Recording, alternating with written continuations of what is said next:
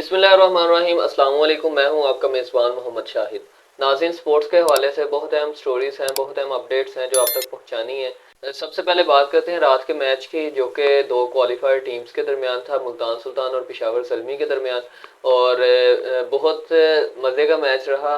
Although इतना ज़्यादा score total नहीं हुआ। पेशावर ज़ल्मी हमेशा से इस लिहाज से जानी जाती थी कि पेशावर ज़ल्मी जो है, इसके पास बॉलिंग लाइनअप इतनी अच्छी नहीं है, तो ये अपनी बैटिंग पे ज़्यादा डिपेंड करती है और बैट्समैन जो हैं वो ज़्यादा से ज़्यादा स्कोर टोटल करके देते हैं। और हमने थ्रू आउट पीएसएल सीज़न 9 में ये देखा भी है कि पीएसएल सीज़न 9 में पेशावर ज़ल्मी हमेशा ये कोशिश कर रही थी कि ज़्यादा से ज़्यादा स्कोर करें और अपना जो हदफ है वो ज़्यादा से ज़्यादा हो, बड़े से बड़ा हो।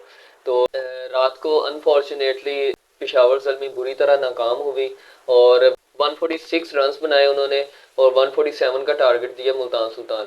मुल्तान सुल्तान जैसी तगड़ी टीम को 147 का टारगेट देना, इसका मतलब होता है कि ये बिल्कुल वन साइडेड मैच है और मुल्तान सुल्तान डेफिनेटली जीतेगी। और मुल्तान सुल्तान जीती भी और बहुत अच्छा उसने परफॉर्म किया। मुल्तान सुल्तान की तरफ से जो यासिर खान है उसने बहुत अच्छा रन्स बनाए, 54 रन्स बनाए उसने एंड 144 का स्ट्राइक रेट था उसका। और उसके अलावा कोई इतनी मेजर परफॉर्मेंस नहीं हमें देखने को मिली। पेशावर ज़ल्मी की तरफ से हमारे पास बाबर आजम जो कि कंसिस्टेंटली परफॉर्म कर रहा है और 46 रन्स बन गए उसके भी। और 46 पर वो आउट हो गए। क्रिस जॉर्डन ने जो यॉर्कर मारा और वो डेफिनेटली बहुत अच्छा यॉर्कर था और यॉर्कर जो था आउटसाइड द स्टंप लगा और बाबर आजम को समझ भी नहीं आई कि समझ आने से पहले ही वो आउट हो चुके थे। तो ये बहुत अच्छा यॉर्कर था क्रिस जॉर्डन की तरफ से। और जबकि जो टीकेसी है उसने भी 24 बॉलों पर 24 रन बनाए 100 के स्ट्राइक रेट से। तो ये सारी छोटी छोटी थोड़े थोड़े रन्स कंबाइन करके तो 146 रन्स बनाए पेशावर ज़ल्मी ने और 147 का टारगेट दिया।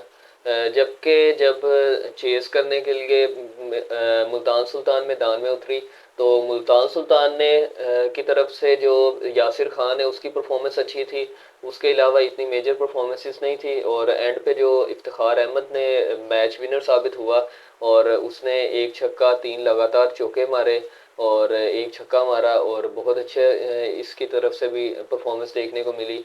एंड अगर बॉलिंग की बात करूं तो बॉलिंग में मुल्तान सुल्तान की तरफ से उसामा मीर की 2 विकेटें हैं और साथ क्रिस जॉर्डन की 2 विकेट्स हैं। जबकि पेशावर ज़ल्मी की तरफ से एक एक विकेट गई है और एक विकेट आमिर जमाल की थी और एक और बॉलर की थी। तो ये जो कल की ब्रीफ था मैच का, ये यही था। और जबकि अगर मैं बात करूं मुल्तान सुल्तान की, तो मुल्तान सुल्तान हमेशा, मैंने पिछली वीडियोस में भी बात की कि हमेशा डोमिनेटिंग रही है और डोमिनेटिंग टीम है पीएसएल की और सबसे स्ट्रॉन्गेस्ट टीम है। और इसने अभी तक 7 पीएसएल खेले हैं जिनमें से 4 दफ़ा वो फाइनल में पहुंच गई है और इस बार भी फाइनल में पहुंच गई है। जब से रिजवान ने कैप्टनसी संभाली है तो एक भी उन्होंने फाइनल नहीं मिस किया, फाइनल सारे ही खेले हैं।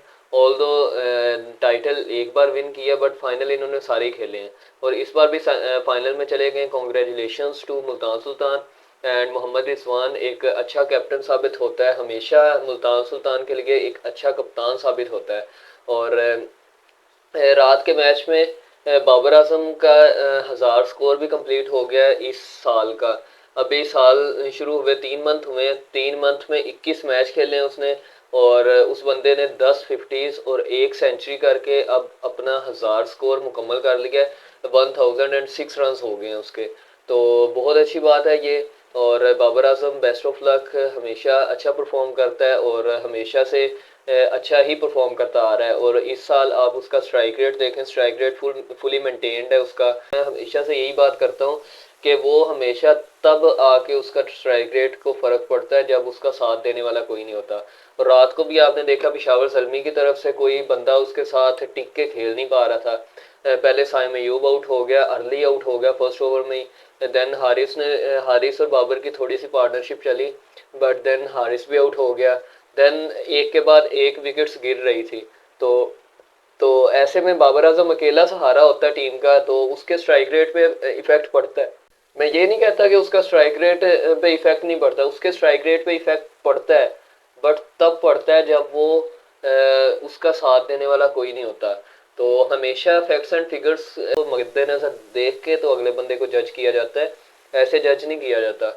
एंड अब जो सूरत हाल है वो ये है कि इस्लामाबाद यूनाइटेड और कोयटा ग्लैडिएटर्स का मैच रह गया है, और इनमें से जो भी टीम जीतेगी अब वो पिशावर ज़ल्मी के साथ उसका टाकरा होगा, और मुल्तान सुल्तान जो है वो डायरेक्ट फाइनल में पहुंची है। तो Multan Sultan best of luck, मुझे लग रहा है कि इस दफ़ा मुल्तान सुल्तान में भी टाइटल लेके जाए। बट लगने से क्या होता है, क्योंकि लास्ट 3 दफ़ा भी वो पहुंची है फाइनल में, और एक दफ़ा टाइटल लेके गई है, और चौथी दफ़ा इस बार पहुंच गई है फाइनल में। एंड आज के लिए इतना ही, दुआओं में याद रखिएगा। अल्लाह हाफिज़।